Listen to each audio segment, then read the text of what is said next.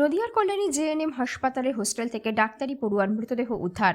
নদিয়ার কল্যাণী জেএনএম হাসপাতালে junior boys হোস্টেলের ঘর থেকে ফাইনাল বর্ষের এক ছাত্রের মৃতদেহ উদ্ধারকে কেন্দ্র করে চাঞ্চল্য ছড়িয়েছে। মৃত ছাত্রের নাম পুলক হালদার। কল্যাণী জেএনএম হাসপাতাল ও মেডিকেল কলেজের ফাইনাল ইয়ারের ছাত্র পুলক। বাড়ি দক্ষিণ 24 পরগনার মগরাহাটের ধামুয়ায়। জানা গিয়েছে 20 তারিখ হোস্টেলের ক্যান্টিনে খেতে গিয়েছিল। তারপর থেকে ঘর থেকে বেরোয়নি পুলক, এমনকি ক্যান্টিনেও যায়নি। বৃহস্পতিবার দুপুরে পুলকের রুম থেকে পচা গলা গন্ধ বের হয়। গন্ধ পেয়ে হোস্টেলের ছাত্ররা হাসপাতাল ও কলেজ কর্তৃপক্ষকে খবর দেন। হাসপাতাল কর্তৃপক্ষ ও কল্যাণী থানার পুলিশ দরজা ভেঙে দেখতে পায় বিছানাতে মৃত অবস্থায় পড়ে রয়েছে পুলক। পুলিশ দেহটি উদ্ধার করে। জানা গিয়েছে রুমে একাই থাকতেন পুলক। সামনের মাসে 5 তারিখ থেকে পরীক্ষা শুরু, তার আগেই মৃত্যু হয় পুলকের। তবে কী কারণে মৃত্যু হয়েছে তা জানতে ইতিমধ্যেই তদন্ত শুরু করেছে কল্যাণী থানার পুলিশ। খবর দেওয়া হয়েছে বাড়িতে। এটা নাগাদ আমরা খবর পেলাম যে হোস্টেলে এমন ঘটনা ঘটেছে। আমরা ছুটে এলাম।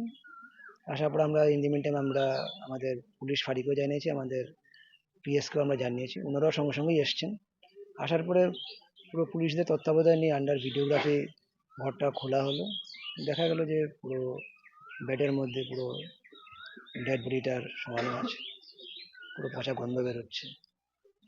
লাস্ট কবে বাড়ির লোকের সাথে কথা হয়েছে সেটা তো আমরা বলতে পারবো না, কথা হয়েছে সেটা আমরা কি করে বলবো? কবে থেকে হোস্টেলের ঘর থেকে বেরোচ্ছিল? সেটা আমরা যেটা দেখলাম যে এখনো তদন্ত সাপেক্ষ, কিন্তু যেটা খোঁজ করে জানলাম 20 তারিখ নাকি সে লাস্ট খাবার খেয়েছে ক্যান্টিনে। অতটুকু তো আমরা বলতে পারছি। নাম কোন বর্ষের ছাত্র? পুলক হালদার, ফাইনাল ইয়ারের ছাত্র। কি মনে হচ্ছে স্যার, আত্মহত্যা না? ওটা তদন্ত সাপেক্ষ ব্যাপার, কিছু বলা সম্ভব নয়। সহপাঠী যারা ছিল তাদের সাথে কথা বলে থাকতো? হ্যাঁ, ঘরে একাই থাকতো। ওই যে সহপাঠী যারা ছিল হোস্টেলের সাথে কথা বলেছিল আপনারা প্রাথমিকভাবে? সবার সাথে কথা বলেছে, চলছে এখনো। এই তো জাস্ট জানলাম একটু আগে, কথাবার্তা চলছে এখন। কোনো মানে ওষুধ নিত মানসিক? সেটা কিন্তু এখন আমরা জানি না, একটু খোঁজ খবর নিলে জানা যাবে। কদিন 20 তারিখে লাস্ট খাওয়া হোস্টেলে? হ্যাঁ, ওটাই, ওই খবরটা তো একটু পেলাম। তো বাইরে খবর দেওয়া হয়েছে? হ্যাঁ, দেওয়া হয়েছে।